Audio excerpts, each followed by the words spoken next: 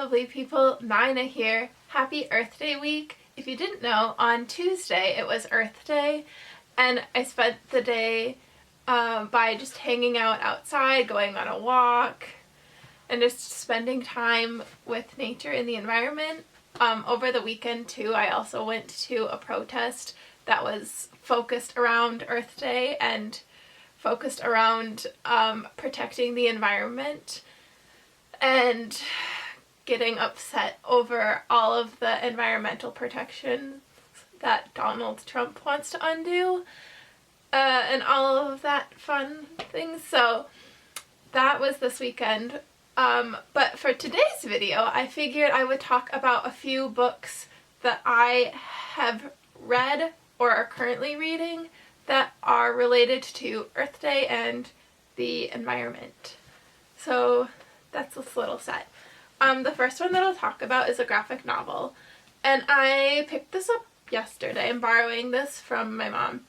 And I started this and it's actually really good. I didn't know what to expect because I've not read a graphic novel before on climate change, but it's a book on like what's happening with climate change and like how it's progressed over the years, but told through a graphic novel, which I think makes it more like interesting to like read about and easier to kind of digest, because all the like scientific information on climate and the environment can be a lot to process, but having it in graphic novel form is just really cool and really interesting.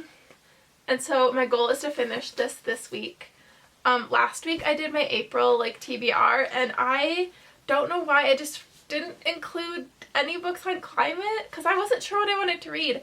And then I was like, oh, you know what? It's Earth Day on Tuesday and I should read books about the environment. And so put my April TBR to the side temporarily and picked up a few books on climate change. This is the other one that I've started. This is All We Can Save. This is also so good. I, again, wasn't sure about this one, but I had been wanting to read it for a while. And the audiobook of this has like a bunch of really famous people in it. I think Jane Fonda is maybe one of them. I don't remember off the top of my head. But it's a bunch of like essays about feminism and like climate change and the connection with that, and the connection with climate change and other like issues such as like racism and all of that, and like how it all connects. This is so interesting so far and I really love it. There's a whole segment in here too about how like we can see like climate activists as like white people because of faces, like famous faces like Greta Thunberg, who we like see as like a face of the movement, but there's so many other like diverse people that are in the climate movement, and how climate activists need to like see this and be aware of this, and like people in general just need to be aware of like all the different people that have been helping with the climate movement and helping to stop and prevent climate change. So the whole like feminism piece too mixed in with this, it's just really good and really interesting so far. And so I started this and I really like it. That's that one. And then the next ones I've read. This one I started and I haven't quite finished, but I'm nearly done. Mary Oliver is my favorite poet. I love Mary Oliver, and she writes a whole bunch of poetry on mainly nature and just like the environment and what have ya. This one I read, It's Why I Wake Early, and it's so beautiful. I love this. And it's again just different. There's a poem about a bear, the poem about lakes and clouds, and like it's all nature related. This is one that I'm currently reading, and it's American Primitive, and she has, again, there's like a poem on music, a poem on the sea, a poem on roses.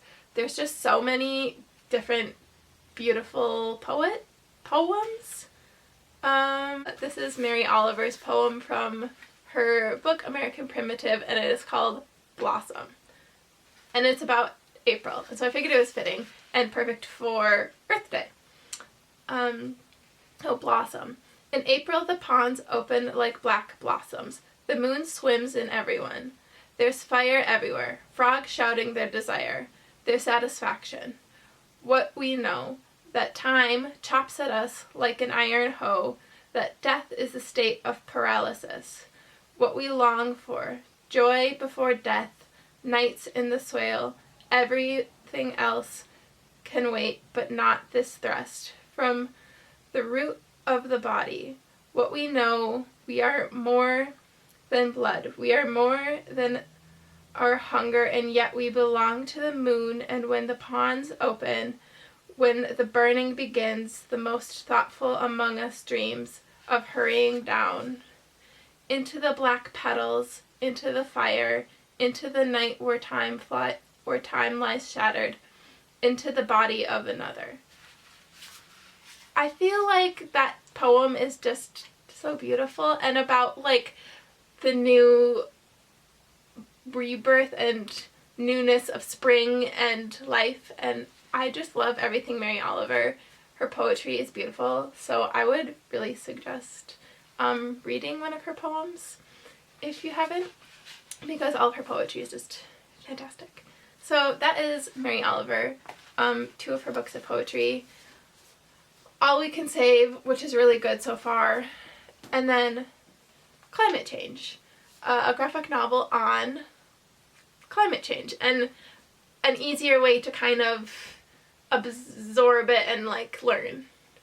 So those are my little Earth Day books that I would suggest that you read. And also I feel like a huge part of Earth Day is emailing your Congress people and your representatives and telling them that we're opposing everything that Donald Trump is doing to harm the environment. So I hope you are able to get outside and enjoy Earth Day and enjoy this Earth Day week and enjoy spring now that it's finally here. I hope you all have a lovely weekend, and I will see you next Friday with a brand new video.